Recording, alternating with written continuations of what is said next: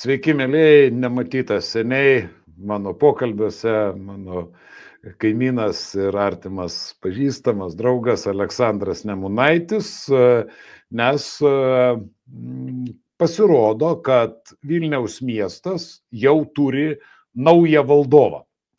Lietuva turi imperatorių, dar kol kas gyvą, o Vilniaus miestas turi naują valdovą.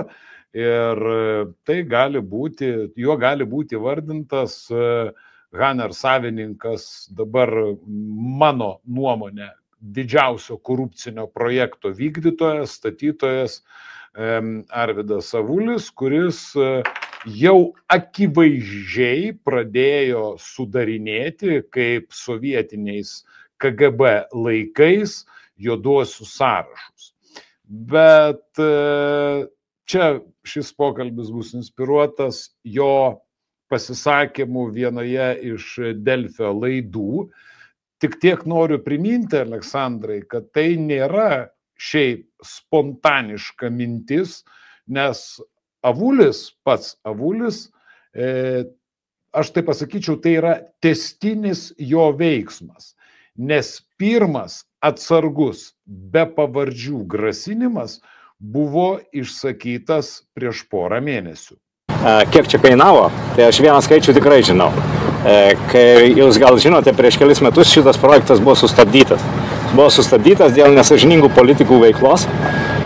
Jie kreipėsi į prokuratūrą ir buvo bandymas ginti viešą interesą ir stabdyti šitą projektą.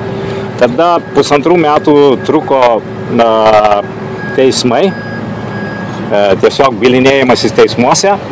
Tai per 1,5 metų mes dabar paskaičiavom, tai šito projekto kaina padidėjo 7 milijonais. Tai reikėtų surasti dabar tuos politikus ir paviešinti, kurie norėjo šitą projektą tada stabdyti. Ir manau, kad turėtų būti pareikalauta jų asmenės ir atsakomybės. Tam, kad tai būtų gera pamoka kitiems. Kad jeigu vėl kažkas norės tą projektą stabdyti, mes tikrai reikalausim asmenės atsakomybės, merė. Ar pritarsit? Nemanau, kad 7 milijonus turės, bet... Ne, bet esmė yra ta, kad negalima elgtis piktybiškai.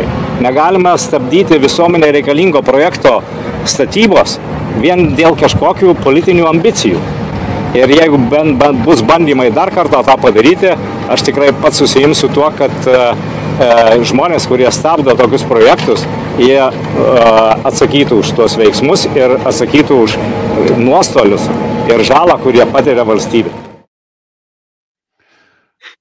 Logiškai tie baisieji įvardintieji politikai, tai yra Aleksandras Nemunaitis, Artūras Skardžius, Valius Ąžuolas, tie, kurie kėlė klausimus, kurie kreipėsi į prokuratūrą, STT, FNTT, į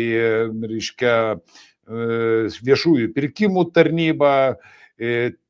Mes nenagrinėsim viso to, tų visų, punktų, laiptų, nes čia tada kalbėsime 3 paras, tačiau šitas visas spaudimas čia dar buvo toks pakankamai nedidelis. Sprogo šią savaitę, kur Avulis tiesiai šviesiai pasakė, kad Aleksandrui Nemunaičiui batai. Ponas Nemunaitis rašo skundus, prirašė jų daug, darbo turi prokuratūra, STT, statybos inspekcija ir mes. Tai mes labai neigiamai vertinam tokį šito žmogaus elgesį ir, kaip aš jau minėjau čia vieną kartą, kad mes paskelbsime, kaip kultūrininkai paskelbė, kad ko nepageidaujam ir mes paskelbsim tą sąrašą, ko nepageidaujam. Aš nemanau, kad jis bus ilgas, tai kol kas aš turiu tiek vieną ant vienos rankos. Tai gal galite įvardyti, kas tie tai vieną jau įvardinau. Persona non grata. Tai vieną jau įvardinau, tikrai Nemunaitis bus nepageidaujama šitam stadione ir visam sporto komplekse. Kiti politikai, aš manau, kad dar turi laiko ir galimybių pakeisti savo elgesį ir požiūrį. Žinai, Aleksandrai, čia bereikalo tavo sarkastiška šypsena, aš tokio dalyko nesu girdėjęs, kad taip atvirai kažkoks veikėjas grasintų ir sudarinėtų juodus sąrašus. Pirmajame, siužete ten pakiauksėjo meras Benkunskas, nemanau, kad jie turi tiek pinigų, kad galėtų. Ir po šito jau atviro pasakymu, kad Aleksandras Nemunaitis yra persona non grata, Benkunskas sugebėjo išviduriuoti štai tokį komentarą. Nacionalinis stadionas kartu su visais šalia statomais objektais tarnaus visiems Vilniečiams be jokių išimčių. Kalbėjimas apie kažkieno neįleidimą į objektą yra perlenkta lazda. Na, čia nori būti ir geras, ir blogas policininkas viename asmenyje. Vaizdo įraše minimas politikas, sąmoningai siekdamas savo asmeninių interesų, skleidė melą, manipulacijas ir sąmokslo teorijas, bei kitaip kišo pagalius į ratus, kad stadiono Vilniuje nebūtų. O pats projektas jau yra praėjęs visus įmanomus patikrinimus ir skaistyklas. Dabar belieka jį sėkmingai pastatyti. Tam šiuo metu ir skiriu didžiausią prioritetą. Tai štai esi juodajam Avulios sąraše. Šitas stadionas yra statomas grinai tik už Avulio pinigus, už jo asmeninį uždirbtą pelną iš visų buvusių Žalgirių stadionų. Čia neprisideda nei Benkunskas su Vilniaus miesto savivaldybė, nei vyriausybė, niekas. Čia jo pinigai, todėl jo valioje yra spręsti įleisti Nemunaitį į stadioną, areną, muziejų, kad jo vaikai atbėgtų pasitreniruoti futbolą į aikštę. Ir, reiškia, visa tai, ką jis darė tuos kelis metus, yra siekdamas savo asmeninių interesų. Tai pažymėjo pats skaidriausias, nuostabiausias meras. Precedentas yra labai nemalonus ir kažkodėl tik tai vieninteliai ir tai politiko nuomonės skiltyje Aleksandro nedidelį straipsnį išspausdino Delfi, kas iš tikrųjų trukdo nacionalinio stadiono statyboms. Taigi, Aleksandrai, aš čia taip iš karto daug temų užvedžiau, bet aišku, pagrindinė, kad aš negirdėjau, gal kokiais 94-8 metais, tų vadinamųjų laukinių bandytų metais, mes galėjom girdėti, kad buvo davo grasinimai politikams, visuomenininkams, žiniasklaidai, nesikišk, nes tau bus ragai, fizinis susidorojimas, toliau ėjo visokiausi finansinės priemonės, o dabar jau akivaizdžiai mano stadionas, ką noriu, tą leidžiu.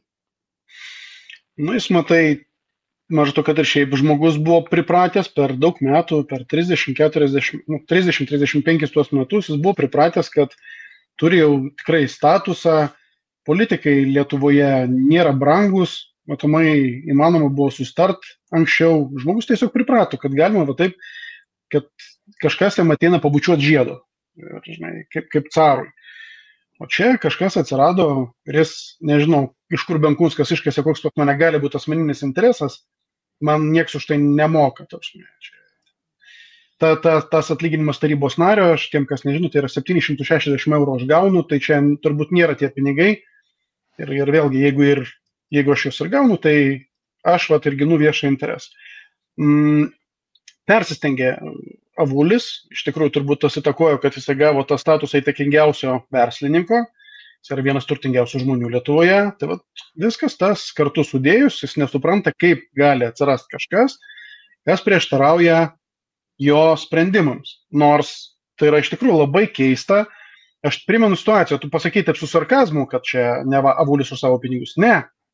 Jis kol kas pasiskolinęs pinigus stato už skolintus pinigus, bet per 2 metus nuo statybų pabaigos su juo miestas ir vyriausybė visiškai pilnai atsiskaitys. Ir paskui 22 metus jis operuos tais objektais jau savivaldybės objektais. Savivaldybei priklausys. Taip kad kai jis gali spręsti, ko įleisti, ko neleisti, tai čia yra visiškas absurdas. Čia yra pasamdytas statybininkas pastatyti miestui objektą. Tik tiek. Tai nei jis gali daryti kažkokį spaudimą, nei jis gali kažką spręsti, nei jis gali išsireikalauti kažkokių nuostolių iš tikrųjų iš tų politikų, kurie ten jo manimų trukdė. O čia ką reiškia trukdė? Mesgi turim dabar situacijų, kai tie kreipimasi dalis jų yra patenkinti, ar mes radom pažeidimus. Tai čia atvirkščiai, čia reikėtų pradėti teisintis, kodėl tie pažeidimai yra, čia tiek Benkunskui, tiek Avuliui, o ne pult. Aišku, pult yra paprasčiau, nes komunikaciniai biudžetai irgi yra labai labai skirtingi. Ir tavo gera pastaba, kad iš esmės tik Delfis ir sureagavo į tai. Bet sureagavo dėl to, kad aš parašiau pretenziją, prašymą, kad man leistų pateikti kitokią nuomonę. Tai jie maloniai sutiko, aš jiems už tai labai dėkingas, bet pats principas, kad visiems kitiems atrodo tai yra normalus dalykas, kad daromas va toks spaudimas politikui. Žinai, va toj Delfio laidoj, tai ten iš viso niekas nekvestionavo šitų Avulio teiginių. Iš tikrųjų. Ir matomai Benkunskas tą komentarą parašė, kad čia jisai perlenkė neva lazdą tik tai dėl to, kad supratęs, jog šešėlis kris ir ant jo. Bet iš tiesų Avulis, prisiminkis, jau turėjo pastatyti vieną stadioną Žalgirio pagal sutartį su Šimašium, kai jam leido nusipirkti ten senųjį stadioną, o ten yra apstatyti gyvenamieji namai ir dabar dar statomas viena net privati mokykla, kur ten, reiškia, Hebra galvoja, kad tai yra kažkokia tai nuolaida arba galbūt statoma vienam iš garsios pavardės turėtojų. Tačiau ir čia vėlgi jisai antiek nebijo nieko, kad stadionas 15 000 vietų, plus arena 8 000 vietų statoma galimai Lietuvos Ryto komandai. Vieninteliai komandai, tai dar neaišku, ar jinai bus užpildyta, bet 15 000 vietų stadionas, jeigu ten vyksta koncertas, tai įsivaizduoja, kad ten gali sutilpti ir 20 000 žiūrovų, kur jie statys automobilius. Vietos, kaip aš supratau, automobilių stovėjimo aikšteliai ten nėra. Ir štai čia, kas dar mane labai stipriai, Aleksandrai, nustebino, kad, nežinau, tu galėsi pakomentuoti, kad Avulis net nesiruošia statyti didelės aikštelės. Jisai ruošiasi atimti stovėjimo aikštelę iš Akropolio. Ar bus pakankamai vietų parkavimui? Tikrai jų bus, bet visi 20 000 su automobiliais neįvažiuos. Tiesiog neįvažiuos. Nėra tokio ploto, kur galėtų sustatyti 20 000 automobilių į vieną vietą. Tai atsakau į klausimą. Su Akropoliu klausimas uždarytas. Ta aikštelė 600 vietų parkavimo, nuo kitų metų jinai pereina būtent į daugiafunkcinį kompleksą. Mums jinai atitenka, nes Akropolis tą aikštelę buvo įsirengęs laikinai. Nuoma jo baigėsi būtent 26 metais. Mes atidarom kompleksą 27 metais. Tai bus parkavimas. Iš šito dalyko aš suprantu, kad Avulis galimai gal spaus Benkunską, kad nebepratestų sutarties su Akropoliu, žinant, kad viso stovėjimo vietos viešos yra apmokestintos Vilniaus mieste už milžinišką kainą. Benkunskas iš to galbūt ims pinigus ir ta aikštelė priklausys daugiafunkciniam kompleksui. Tai žmonės atvažiavę į Akropolį turės mokėti pinigus. Žinai, iš to bendravimo, kur aš pastebiu tarp Benkunsko ir Avulio, aš manau, kad nieko net spaust nereikės. Tiesiog pasakys, kaip turi būti padaryta. Viskas. Ten, man atrodo, tą mes matėm ir tavo pirmam video parodytėm, kad, žinai, kad tiesiog linksi viską ir vat, kaip tas šalia Šerchano Mauglio animaciniam filmukė ten buvo toks kitas personažas. Taip ir čia tiesiog lieps, pasakys, kad va taip turi būti. Ir taip bus padaryta. Čia jau kokia ta įtako zona, nežinau, bet jinai yra. Bet Avulis jau kurį laiką elgėsi taip. Aš padarysiu šiek tiek žingsnį iš šono nuo stadiono temos prie to vadinamo pedagoginio žiedo, prie Saltoniškių žiedo yra tas pieštukas, tas, kuris čia buvo greunamas, dar šitas pastatas. Bet projektas, tai reiškia, to naujo pastato projektas buvo suprojektuotas taip, kad netelpa į sklypo ribas. O kodėl netelpa? Todėl, kad Avulis projektuodamas jau įsivaizdavo, kad savivaldybė jam atiduos gabalą ir kitos valstybinės žemės. Įsivaizduoju, čia irgi pasako apie žmogų, kad jis tiesiog daro sprendimus ir paskui jisai jau paprašys, kad jam kažką dar padarytų. Ir tik dėl to, kad iš tikrųjų teisiškai tai neįmanoma, tai buvo turbūt vienintelė priežastis, kodėl jis tos valstybinės žemės nepasiėmė. Čia aš nelįsiu detalės. Taip ir čia. Jis tiesiog nusprendė, kad tai bus, jis praneša visiems ir tai bus jo sprendimas. Manau, kad ne atviršiai, ne meras jam prižadėjo, ne Akropolis su juo susitarė, o tiesiog Arvydas Avulis nusprendė. Nes stadionas kaip stadionas, taigi stato areną, kurią preliminariai planuoja padidinti dabar jau iki 8000 vietų, tai tam, kad tokia arena egzistuotų ir bent jau tam kažkiek pelningai veiktų, turi būti apie 190-200 renginių per metus. Įsiklausyk, tai reiškia, vos ne kas antrą dieną turi vykti mažesnis arba didesnis renginys. Tai čia tas srautos žmonių jis bus nuolatinis. Čia mes nekalbam tik apie Ed Sheerano koncertą ten vasarą, ne, kai ten pustuštis miestas. Šiaip tiesiog bus dar reguliariai lankoma vieta ir to parkingo reikės ne kartais, o nuolat. Tai o ką tada dabar daryti paprastiems piliečiams, žmonėms, kurie atvažiuoja į Akropolį? Juk seniau važiuodavo didelis parkingas, tu pasistatai, tu užeini ir ta prasme, ten apsipirkimas nesvarbu. Ir ten ir batą nusiperki, ir dešrygalį nusiperki, bet tu nemoki. Juk mes žinome, kad visos aikštelės apmokestintos yra. Tai kaip bus? Jau jeigu ten sumažės srautai į Akropolį, tuo labiau, kad jeigu bus renginys, žmonės iš Lietuvos važiuos anksčiau, užims tą Akropolio aikštelę, vadinasi, tai bus jau pakankami finansiniai nuostoliai, reiškia, ir pačiam Akropoliui. Dėl tokių imperatyvių Avulio pareiškimų, kad ta aikštelė bus atiduota daugiafunkciniam kompleksui. Juk, tarkim, aš važiuodamas, nesvarbu, iš Radviliškio į Ed Sheerano koncertą, aš neįsiu pirkti dešros, o tada eisiu į reiškia, Ed Sheerano koncertą. Ir aš užimsiu kažkieno kito vietą. Čia yra taip logiška. Plius prie visko, jeigu tu sakai 190 renginių kas antrą dieną, tai kokie bus kamščiai tame ir taip sudėtingame mazge. Nors Avulis aiškino, kad ten bus viadukai, tuneliai, nežinau, gal dirižabliai pradės skraidyti, žinai, kurie perkel žmonės kažkokiose gondolose. Dar kažkas, kaip Zuokas kažkada svarstė. Nu, kad kažką jie tvarkys, tai faktas. Aš nesusipažinęs su šito projektu, bet pinigai skiriami didžiuliai tam mazgui sutvarkyti. 35 milijonus pagal sutartį įpareigota savivaldybė skirt. Privažiavimų ten labiau nuo Geležinio Vilko prie to stadiono ir va čia sankryža su Ukmergės gatve. Su Ozo, atsiprašau. Ir kitas dalykas, apie 10-11 milijonų, tai yra sutvarkyta šlaitą už Akropolio link Žalgirio gatvės, kuris bus gražiai pavadintas Mamutų parkas. Tai bendroji suma beveik 50 milijonų sutvarkyti va šitos dalykus. Kodėl negalima buvo suplanuoti tvarkingo parkingo, pavyzdžiui, iš Geležinio Vilko gatvės, kad tu atvažiuodamas įvažiuotum čia, pasistatytum ir pėstute nueitum. Aš nežinau, aš neturiu tų normalaus supratimo, kodėl reikia atiminėti iš Akropolio, irgi nežinau, bet aš už Akropolį, už privatų subjektą tikrai nekalbėsiu, bet kadangi atstovauju išrinktas tarybos narys ir kalbu miestelėnų vardu, tai aš manau, kad taip, nereikia čia 20 000 vietų, bet vėlgi čia nieks neatvažiuoja po vieną, kartais ir šeimom ir taip toliau. Bet ir tas jų pasiūlytas vietų skaičius man irgi yra keistas. Bet grįžtant turbūt ne prie to technologinio sprendimo, ne kiek šitų vietų reikia. Mes turbūt akcentą reikia dėti, kad tiesiog Avulis nusprendė, kaip turi būti.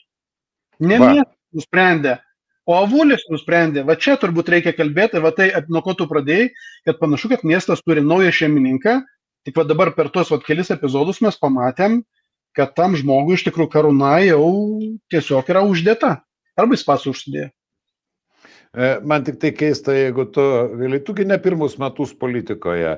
Aš irgi dar nesergu Baideno sindromu. Aš negirdėjau, neprisimenu, kad tokio lygio, ten tarkim, koks Dargis ar Mockus viešai atėjęs pasakytų, kad ten į vieną ar kitą verslo trikampį nebus įleidžiami tie žmonės, kurie iš tiesų abejojo ir taip tokio pilko, jeigu ne juodo projekto vystymo peripetijomis. Negirdėjau. Neteko ir man girdėti. Kitas dalykas, žinai, tai jis man pasakė, kad neįleis, bet kitiems irgi, tai vėlgi mes tam žinom turbūt, apie kurios tos žmonės čia kalbam, iš tikrųjų tu pavardinai kai kurios, kad irgi jie dar turi galimybę pasitaisyti. Čia, žinai, kaip vaikų darželėje. Greitai pasitaisykit, priimkite teisingus sprendimus ir kad nebūtų. Kodėl jie taip daro? Mes tam privačiai kalbėjom, bet tikrai reikia ir žiūrovom pasakyti. Turbūt visi girdėjot, kad mažiau negu prieš 2 savaitės pasirodė publikacijos irgi žiniasklaido apie tai, kad greičiausiai ta arena ir vėl didins jos žiūrovų skaičių arenoje. Aš nežinau, iš kur čia toks noras vis nuolat keistą projektą, kai jau pagaliau atrodo jau viskas sutartų, tai tiesiog žmogau imk ir padaryk tiek, kiek sutarta. ir nereikės niekam kvestionuoti. Tai jeigu iš tikrųjų pasiteisins tie gandai, kad jie bando dabar padidinti arenos žiūrovų skaičių iki 8 000, su didelė tikimybė reikės eiti vėl į tarybą, gauti patvirtinimą, kad taryba sutinka, nes čia bus vėliau savivaldybės turtas. Mums tikrai turi būti daug, mes užsakovas kaip savivaldybė. Tai jeigu taip, reikės tarybai pasitvirtinti, vėl galbūt gauti viešųjų pirkimų tarnybos išvadas, po klaustukų ar nereikės dar kartą kreiptis į Europos komisiją, ar tikrai galima tokio statyti. Ir čia, aš manau, kad tas performances Avulio, kuris buvo, tai yra būtent su ta mintim, intencija, pagazdintos politikus, kurie abejoja arba uždavinėja klausimus, kad tiesiog daugiau nelystų, neuždavinėtų klausimų, viskam pritartų ir tas reikalas išvažiuos. Nes šį kartą jau Avulis turi įsipareigojimus iki 27 metų pabaigos pastatyti stadioną. Ir kaip jis ir pats sakė ir toje laidoje, jeigu nepastatys, tai 1 000 000 eurų kiekvieną mėnesį iš jo jau kišenės eina. Nu, aš galvoju, kad vėlgi suras kažko, nelabai aš aišku įsivaizduoju, aš nestatybininkas, kaip įmanoma, Aleksandrai, per metus pastatyti tokio lygio tą vadinamąjį keistai kosminį laivą daugiafunkcinį kompleksą. Neįsivaizduoju. Nu, bet... Aš įsivaizduoju, ne, čia mes įsivaizduojam, bet mums žodis stadionas. Pirmas dalykas, mums yra asociacija bloga. Mes matom, kad stadionas tiek metų nepastatytas. Kaune irgi buvo su trikdžiais, nes ten keitėsi subrangovai. Šiaip, kiek aš kalbėjau su statybininkais, kurie gali tokį dalyką pastatyti, čia yra 10-12 mėnesių pastatyti stadioną. Naresta jau buvo pradėjus tą statyti, kai dėl Stepukonio kaltės buvo nutrūkęs finansavimas, čia buvo pagrindinė problema, kodėl Naresta neužbaigė. Jeigu tuo metu būtų savivaldybė perimus projektą, toliau mokėjus, tai ten jau kalba apie 8-9 mėnesius užbaigti patį stadioną nuo to laiko. Tai reiškia, mes dabar jau tiesiog jį būtume turėję, sertifikuotą, jau jame būtų žaidę. Tai tą mes kaip opozicija ir siūlėm. Čia daug kas priekaištauja, kad aš nenoriu stadioną, aš prieš stadioną. Ne, mūsų pasiūlymas buvo toks. Tuo metu, kai Baltkepas pakėlė rankytės ir sako, mes finansiškai nepajėgus, reikėjo su jais dėrėtis, kad mes netaikom jums baudų, o jūs mainais atiduodat mums statybos leidimą ir projektinius pasiūlymus. Kai tu turi statybos leidimą visam šitam kosminiam laivui, nieks netrukdo pastatyti tik vieną dalį. Tam mes siūlėm, pasiimkit, pratęskit finansavimą tai pačiai Narestai ir jie būtų užbaigę tą stadioną per kokius 9 mėnesius. Toks buvo pasiūlymas, bet dabar matai, komunikacija yra tokia, kad šitie prieš stadioną. Atvirkščiai, jeigu būtų mūsų paklausę, tai mes jau tą stadioną jau būtume turėję. Tai yra labai labai svarbu. Bet, Aleksandrai, čia yra dar vienas toks, einant prie pabaigos, įdomus variantas. Mes puikiai žinom Krašto apsaugos ministerijos 2 didelius projektus. Vienas buvo praktiškai užbaigtas paskutinį nueinančios vyriausybės posėdį, ne Palucko, o Šimonytės, kur, pamenėmės, man atrodo, net ir nagrinėjom, kur užklausė Simonas Gentvilas Kasčiūno apie 1,8 milijardus eurų Klaipėdos rajono kairių karinės infrastruktūros įsisavinimui, kur ten buvo nekviestų derybų būdu 4 firmos pakviestos, tai Kasčiūnas užtikrintų, kad bus 8. Praėjo pusę metų po to paskutinio posėdžio ir štai Mašalė, tokia buvusi Šakalienės ministrė, labai didžiavusi, kad kad jinai sutvarkė Šilalės miesto dydžio karinį kompleksą, reiškia, Rūdininkų poligone, kurio kaina yra 1,5 milijardo eurų. Čia tokios sumos, tai, žinai, tiesiog nusišaut. Ir jinai labai didžiavosi tuo, kad jinai tą kompleksą suskaldė į labai daug dalių. Kuo daugiau tu ten priskaldai, tuo daugiau tu gali kažką užkast, paslėpti, ko nieks nesusigaudytų. Tai štai čia ta pati, tik tai tarkim, 5 kartus sumažinta schema vykdoma ir šitam stadione. Nežiūrėk, ir stadionas, ir arena, ir darželis, ir muziejus, ir dar kelios aikštės. Ten tokių visokiausių nesąmonių pridėta ir visą laiką akcentuojama į tai, kad Nemunaitis nenori nacionalinio stadiono. Niekas nekalba apie aplipusias erkes, blakes iš visų pusių, per kurias galima irgi, žinai, kažkokį tai dalyką pasidaryti į kairę. Žinai. Ir apie, kad tu sakai, jeigu, toj laidoje, kaip prisiminė, 8,000 vietų arena jau buvo įvardinta kaip įvykęs faktas. Tai klausimų daug. Tai bet čia, žinok, su šitais dalykais, kodėl jie prilipdyti, irgi dar kartelį reikia pasakyti. Pats stadionas tai yra dažnai nuostolingas dalykas, turi būti išlaikomas. Ir čia yra uždarbis iš statybų. Čia koncesija tai yra iš 2 dalių. Statybos, kurias vykdo Haneris ir užsidirbs, o paskui 22 metus kažkas operuos šitais objektais. Tai pinigų iš stadiono nėra daug, nes jį prižiūrėti tikrai yra kas veik. Bet kiti objektai neš pelną. Ir tos futbolo aikštelės, kurias savivaldybė savo objektus nuomosis iš to operatoriaus. O arena tai bus absoliutus pliusas, tol kol valdys operatorius, nes ją dalinai išlaikys savivaldybė, mokės pinigus, kad išlaikyti dalį, dalinai, o organizuoti koncertus ir pasiims savo pelną.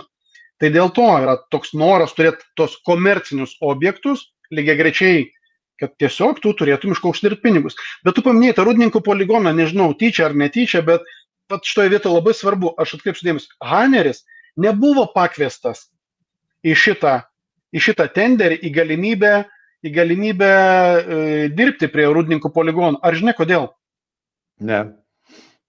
Buvo net viešasis, čia kas norit, galit Google susivest, paties Hanerio savininko Avulio paaiškinimas, kad neva formaliai buvo pasižiūrėta, kad iki šiol yra Rusijoje įsteigtos įmonės Hanerio. Tai tai reiškia, Krašto apsaugos ministerija laiko jį nepatikimu, čia mano interpretacija, laiko nepatikimu paslaugos tiekėjų, o čia jisai yra dievinamas, šventinamas ir miesto gelbėtojas dėl to, kad atėjo. Tai aš manau, puiku, kad jis atėjo, jisai gali tą pastatyti, bet jis ateina ne dėl to, kad gelbėt miestą, jis atėjo užsidirbti. Taip.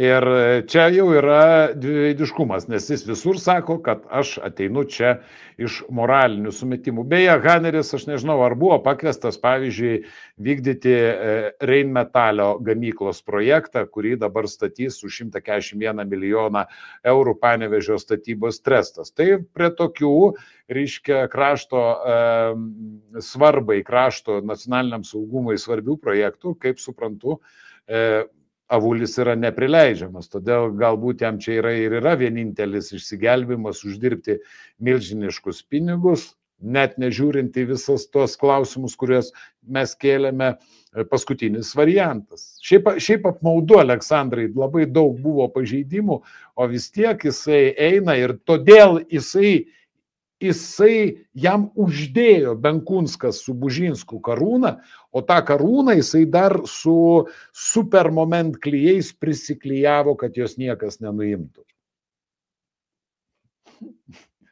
Bet žiūrėk, tu paminėjai tos kelis tokius didelius objektus ir jų statybos iš tikrųjų pareikalauja daug vidinių resursų. Reikia irgi priminti, kad pats Haneris turi tų statybininkų ir taip toliau, bet dažniausiai tai naudojasi kitų paslaugom, jis yra toks pinigų maišas, plius turi reputaciją, kur gali nueiti banką ir paskolinti jam. Ne kiekvienam paskolintų 100 milijonų dabar stadionui pastatyti, bet jam skolina. Bet jis samdo kitus. Ir kai kiti dabar išbėgios po kitus objektus, tiek Rheinmetall gamykla, tiek tas poligonas, tai nenustebkit, gerbėmieji, kad tas pats Arvydas Avulis ateis dar kartą su prašymu dar padidinti projekto kainą, dėl to, kad tiesiog rinkoje nebus kam statyti. Ir arba aš manau, kad taip yra tikimybė, kad arba vėluos su terminais, arba tiesiog turės brangiau kažką samdyti, bet aš galvoju, kad tas jo informacinė ataka ir į tai gali būti nukreipta, kad tiesiog tokie kaip aš neuždavinėtų klausimų, sutiktų su viskuo. Ir pabaigai, Aleksandrai, tai ar turi laiko pasitaisyti anot Avulio Aleksandras Nemunaitis? Pavyzdžiui, atvažiuoti su savo automobiliu ir pasistatyti prie stadiono palapinę, iškelti kryžių ir dieną naktį melstis ir barstytis galvą pelenais, kad mea culpa, Arvydai, atleisk, aš buvau neteisus. Aš svarstau apie tai labai rimtai, pasilieku savo porą dienų pagalvoti, dabar vėlinės, toks susikaupimo metas, aš pagalvosiu ir kitą savaitę apie savo apsisprendimą pranešiu. Ačiū, Aleksandrai, o šiaip nereikia nuleisti rankų. Karaliai paprastai savo noru neateina. Karalius paprastai iškelia suinteresuotos grupuotės, o kada, reiškia, sutampa grupuočių ir karalių interesai, tai mes turim tokį, ką turim. Ne pabaiga, ne, Aleksandrai? Visiškai, bet nuotaikos geros, pakovokim dar. Aš matau, kad susidomėjimas žmonių yra, palaikymas yra, ta prasme, visų jis užkniso, atsiprašau už tą nelabai cenzūrinį žodį, kad tiesiog, gana, ta prasme, mes jau pagyvenom tais laikais, kai buvo taip sprendžiami klausimai, visi norėjau civilizuotai gyventi be šitų grupuočių, grupelių ir ten mažos grupelės žmonių, kurie sprendžia už visus kitus, kaip turi būti. Darykim viską civilizuotai, skaidriai, jo labiau, kad tai yra viešieji pinigai, ne avulio, o viešieji pinigai. Jis įsivaizduoja kitaip. Ačiū, Aleksandrai. Ačiū, Iki Arnai. kito karto.